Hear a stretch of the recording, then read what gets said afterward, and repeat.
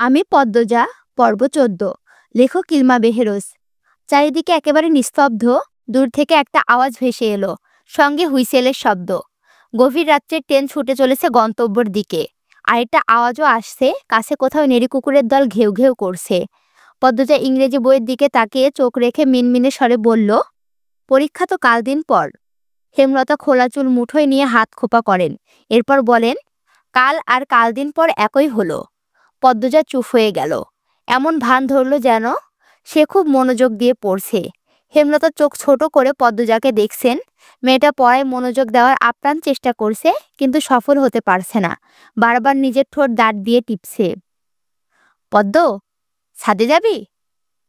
হেমলতার এহেন প্রস্তাবে পদ্মজা একটু অবাক হলো। নাকের পাটা হয়ে গেল লাল। এতে নাক লাল হওয়ার কি আছে জানা নেই। পদ্মজা কিঞ্চিত হা হয়ে তাকিয়ে রইল। হেমলতা আবার বলেন, যাবি? পদ্মজা টেবিল থেকে প্রফুল্ল চিত্তে ছুটে এলো। বলল, যাব। আকবর হোসেনের বাড়িটির নাম সিংহাসন কুঞ্জ। বাড়ির নাম এমনটা হওয়ার কারণ ছাদে না গেলে জানা সম্ভব নয়। মা মেয়ে সিঁড়ি বেয়ে ছাদের দিকে উঠছে।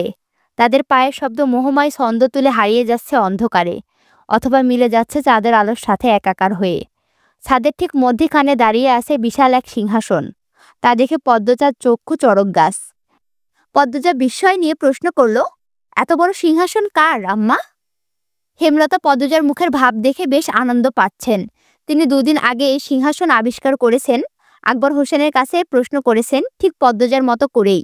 আকবর হোসেনের উত্তর হেমলতা পুনরাবৃত্তি করলেন, তোর আকবর কাকার আব্বু বিশ্ববিদ্যালয়ের অধ্যাপক ছিলেন, বাংলা সাহিত্যের।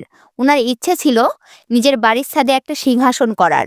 শেষ বয়সে এসে ইচ্ছা পূরণ করেন। দিনরাত নাকি রাজকীয় ভঙ্গিতে সিংহাসনে বসে থাকতেন।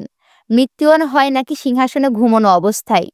পদ্মজা হা অবস্থায় স্থির হয়ে রইল। সে সিংহাসন খুঁটিয়ে খুঁটিয়ে দেখছে। ময়ূর সিংহাসন। সিংহাসন যেন পেখম মেলে দাঁড়িয়ে আছে। ইট সিমেন্টের তৈরি সিংহাসন।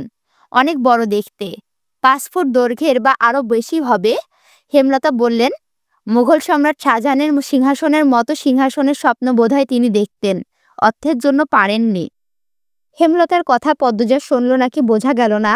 পদ্মজা অনুরোধ করে অন্য কথা বলল, আম্মা, সিংহাসনে বসো তুমি। এক কথায় হেমলতা সিংহাসনে বসেন। এরপর পদ্মজাকে ডাকেন পাশে বসতে। পদ্মজা আসলো না, দূর থেকে বলল, মাঝে বসো আম্মা। কি শুরু করেছিস, বসো না। হেমলতা কপাল কুঁচকে সিংহাসনের মাঝখানে বসেন। পদ্মজা ঠোঁটে হাসি ফুটে আবার হারিয়ে গেল। বলল, আরেকটু বাকি। কি বাকি? বাম পায়ের ওপর ডান পা তুলে রানীদের মতো বসো। হেমলতা বিরক্তি নিয়ে উঠে পড়েন। পদ্মজাকে বলেন, পাগলের প্রলাপ শুরু করেছিস? পদ্মজা নাছরবান্দা হয়ে দৃঢ়ভাবে বলল, আম্মা বসো, নইলে আমি কাঁদব। পদ্মজা এমন কথায় হেমলতা হাসবেন না রাখবেন ঠাহর করতে পারলেন না। রাতের সৌন্দর্য, রাতের মায়াবী রূপ প্রতিটা মানুষের ভেতরে আহ্লাদী ইচ্ছে কষ্ট ঠেলে ঠুলে বের করে আনার ক্ষমতা বোধহয় নিজ আল্লাহ সাক্ষাৎ করে দিয়েছেন। হেমলতা তার শক্ত খোলসে ফিরতে পারলেন না। পদ্মজার পাগলামোর সুরে সুর মিলিয়ে তিনি সিংহাসনের রাজকীয় ভঙ্গিতে বসেন। পদ্মজার কেমন কেমন অনুভূতি হয়। বুকের ভেতর ঝিরিঝিরি কাঁপন। এই তো তার কল্পনার রাজ্যের রাজরানী হেমলতা, এবং তার কন্যা সে পদ্মজা। চোখের মণিকোঠায় ভেসে উঠল এক অসাধারণ দৃশ্য। হেমলতা সর্বাঙ্গে হীরা মণি মুক্তার অলঙ্কার। অসম্ভব সুন্দর শ্যামবর্ণের এক সাহসী নারীকে দেখতে কত শত দেশ থেকে মানুষের ভিড় জমিয়েছে। আর সেই হেমলতার পাশে বসে আছে। চারিদিকে ঢোল ঢাক পেটানো হচ্ছে। হাতির শাল থেকে হাতির হুঙ্কার আসছে। তারাও যেন খুশি এমন রানী পেয়ে। তোর পাগলামো শেষ হয়েছে? পদ্মজা জবাব দিল না। হেমলতার পাশে এসে বসল।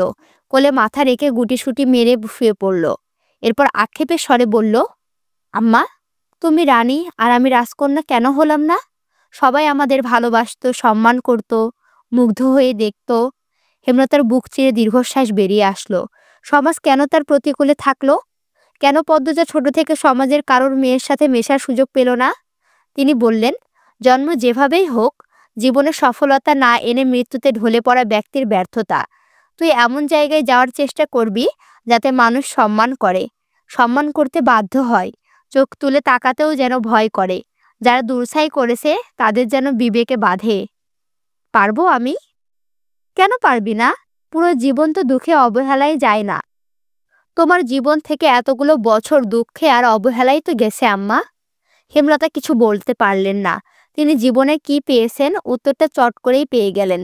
পদ্মজাকে বলেন, আমার মেয়ে তিনটা আমার সফলতা, আমার অহংকার। প্রেমা তো ছোট, তোরা দুইজন নিজেদের মতো থাকিস, পড়িস, কোনো দুর্নাম নাই। এই জন্য মানুষ বলে, এই যে এরা হচ্ছে হেমলতার মেয়ে। তখন আমার অনেক কিছু পাওয়া হয়ে যায়। পদ্মজা আশ্বস্ত করে বলল, কখনো ভুল কাজ করব না আম্মা। তোমাদের সম্মান আমাদের জন্য আংশিকও নষ্ট হতে দেব না। হেমলতা পদ্মজার মাথায় হাত বুলিয়ে দেন। নিস্তব্ধতা ভেঙে ভেঙে মাঝে মাঝে পাতার ফাঁকে ফাঁকে পাক পাখালির ডানা নাড়া শব্দ ভেসে আসছে। পদ্মজা চোখ তুলে তাকালো আকাশের দিকে। আকাশে একটা চাঁদ, অগণিত তারা। আকাশকে তারায় পরিপূর্ণ একটা কালো গলিচার মতো লাগছে। হেমলতা বিভ্রান্ত নিয়ে বললেন, সমাজের সাথে আমার সখ্যতা কখনোই হয়ে ওঠেনি। কালো রঙের দোষে প্রকৃতির মতিগতি অবস্থা দেখে দেখে আমার সময় কাটে। আব্বা শিক্ষক ছিল বলে কালো হয়েও পড়ার সুযোগ পাই। অবশ্য আব্বার সামর্থ্যও ছিল, আমাদের সব ভাই বোনকেই পড়িয়েছেন। আম্মা আমাকে পড়ানোতে বেশি আগ্রহ দেখিয়েছিলেন। রং কালো, কেউ বিয়ে করবে না, একটু পড়ালেখা থাকলে হয়তো করবে সেই আশায়। যখন আমি তোর বয়সে ছিলাম, বড় আপার মেয়ে হয়, মেয়েটার রং কালো হয়। শ্বশুর বাড়িতে কি তুলকালাম কাণ্ড, বংশের সবাই ফর্সা, বাচ্চা কেন কালো হলো? আপাকে বের করে দিল। আপা বাপের বাড়ি ফিরল। সমাজের কত কটূক্তি কথা হজম করেছে আপা। তখন আমি নামাজের দোয়ায় আকুতি করে চাইতাম একটা সুন্দর মেয়ের। আমার বিয়ে হলে আমার মেয়েটা যেন পরীর মতো সুন্দর হয়, আমার মতো অবহেলার পাত্রী যেন না হয়, বড় আপার মতো কালো মেয়ে নিয়ে শ্বশুর বাড়ি থেকে যেন বিতাড়িত না হতে হয়। তুই যখন পেটে, এবাদত বাড়িয়ে দেই। 5 ওয়াক্ত নামাজ বাদে সময় পেলে সেজদায় লুটিয়ে আল্লাহকে একই কথাই বলতাম, আমার পরীর মতো মেয়ে চাই। দোয়া কবুল হলো। তোর যেদিন জন্ম হয় সবাই অবাক হয়ে শুধু তাকিয়েছিল। আমার তো খুশিতে কেঁদেই দিয়েছিলাম। এত সুন্দর বাচ্চা এই গ্রাম কেন, পুরো দেশেও বোধহয় ছিল না। চোখের পাপড়ি যেন ভুরুতে এসে ঠেকেছে। ঠোঁট এত লাল ছিল যেন ঠোঁট বেয়ে রক্ত ঝরছে। সদ্য জন্মানো শিশুর মাথা ভর্তি ঘন কালো রেশমি চুল। অলন্দপুরে সবার কাছে ছড়িয়ে পড়ে এই কথা। দল বেঁধে বেঁধে দেখতে আসে। 1 সপ্তাহ বেশ তোড়জোড় চলে। কি খুশি ছিলাম আমি, সারাক্ষণ তোকে চুমোতাম। রাতেও ঘুমোতে ইচ্ছে করতো না। মনে হতো এই বুঝি আমার পরীর মতো মেয়ে চুরি হয়ে গেল। তোর আব্বা সারাক্ষণ খুশিতে বাকবাকম করতো। বাইরে থেকে এসে গোসল ছাড়া কোলে নিত না। যখন কোলে নিত বারবার আমাকে বলতো, ও লতা, ও লতা, সেরিডা মানুষ না, শিমুল তুলা। হেমলতা থামেন, চোখ তার ছলছল। পদ্মজা বলল, তারপর? কেউ বা কারা সরিয়ে দিল তুই তোর বাপের মেয়ে না। যুক্তিও দাঁড় করালো। বাপ মা কালো, মেয়ে এত সুন্দর হবে কেন? গ্রামের প্রায় মানুষই অশিক্ষিত, তাই বিবেচনা ছাড়াই বিশ্বাস করে নিল। হেমলতা চুপ হয়ে যান। পদ্মজা টের পেল হেমলতা কিছু একটা লুকাচ্ছেন। শুধু গ্রামের মানুষ বললেই এত বড় দাগ লেগে যায় না কপালে, অন্য কোনো কারণ আছে যা যুক্তি হিসাবে শক্ত ছিল। হেমলতা দম নিয়ে বলেন, একা হয়ে যাই। তোর বাপ সরে গেল, সমাজ সরে গেল, আতুরে ঘরে একা সময় কাটাতে থাকি। তোকে দেখলেই মনে হতো আল্লাহ নিজের কোনো মূল্যবান সম্পদ আমাকে রাখতে দিয়েছেন। আমি অন্য আমি হয়ে গেলাম। খোলসটা পাল্টে যাই। রাত জেগে স্বপ্ন সাজাই। তোর সাথে ফুল কুড়ানোর স্বপ্ন দেখি। ফুল গাছ লাগাই। যখন তোর 4 বছর হয়, বাড়ির ভিতরে ফুল গাছ। ছোট শাড়ি পরে প্রতিদিন মা মেয়ে মিলে ফুল কুড়িয়ে মালা গেঁথেছি। নিশুতি রাতে পাকা ছাদে জ্যোৎস্নায় পোহানোর স্বপ্ন ছিল, আজ পূরণ হলো। আর দুটো ইচ্ছে বাকি। সাগর জলে মা মেয়ে পা ডুবিয়ে পুরো একটা বিকেল কাটাবো। আর শেষ বয়সে নাতি নাতিনদের নিয়ে তোদের আর মায়ের জীবনের গল্প শোনাবো। পদ্মজা দুহাত শক্ত করে জড়িয়ে ধরে হেমলতার কোমর। তিনি টের পান পদ্মজা ফোঁপাচ্ছে। উদ্বিগ্ন হয়ে বললেন, পদ্ম, কাঁদছিস কেন? পদ্মজা বাচ্চাদের মতো কাঁদতে থাকলো। কাঁদতে কাঁদতে বলল, আমাকে কখনো একা থাকতে দিও না আম্মা। আমি তোমাকে ছাড়া থাকতে পারবো না। তোমার মতো কেউ হয় না। এই জন্য কাঁদতে হয়? আমি সব সময় তোর সাথে আছি। কান্না থামা। কি মেয়ে হয়েছে দেখ, কেমন করে কাঁদছে। পদ্ম চুপ। আর না, মারবো এবার। পদ্ম। পদ্মজা থামে, কিন্তু ছটফটানি হচ্ছে ভেতরে। কেন এমন হচ্ছে জানে না, কিন্তু হচ্ছে। কান্না পাচ্ছে। আকাশ ভরা রাতের দিকে তাকিয়ে ভয় হচ্ছে। একটু আগে সুন্দর লাগছিল এই আকাশ, অচমক ভয়ঙ্কর মনে হচ্ছে। মায়ের কোল ছাড়তে ইচ্ছে হচ্ছে না। মনে হচ্ছে চারিদিকে অশরীরীর ভিড়। তাদের কোলাহলে মস্তিষ্ক ফেটে যাচ্ছে। পদ্মজা মায়ের কোলে মুখ লুকোলো। পদ্ম, ঘুমিয়ে পড়েছিস? না আম্মা, সেই দিন মাঝরাতে ছুরিতে ধার নিয়ে বের হয়েছিলাম। হানিফের ঘরটা আব্বার ঘরের সামনে থেকে একটু দূরে হওয়াতে সুবিধা ছিল। হানিফের ঘরের পাশে গিয়ে দেখি মদনও ঘরে। দুজনকে সামলানো সম্ভব না আমার পক্ষে, তাই অপেক্ষা করছিলাম মদন কখন যাবে। এরপর আরেকজন লোক আসে।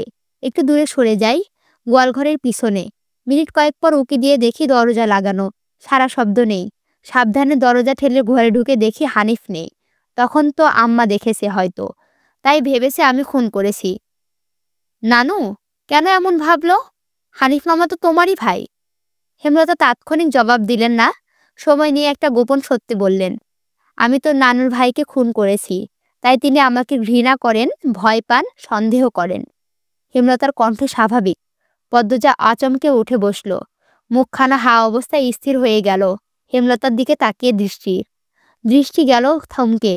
হেমলতা পদ্মজাকে সামনে নিতে সময় দেন। দূরের রাতের আকাশে চোখ রাখেন। পদ্মজা নিজেকে ধাতস্থ করে নিয়ে বলল, তিনি কি হানিফ মামার মতো ছিলেন? হেমলতা সম্মতিসূচক মাথা নাড়ান। সিঁড়িতে কারোর পায়ের আওয়াজ। হেমলতা সাবধান হয়ে যান। পদ্মজাকে আড়াল করে দাঁড়ান। সেকেন্ড দুয়েক পর একটা ছেলে দেখা মিলল। অচেনা মুখ। হেমলতা আগে কখনো দেখেননি। ছেলেটিও তাদের দেখে ভড়কে গেল।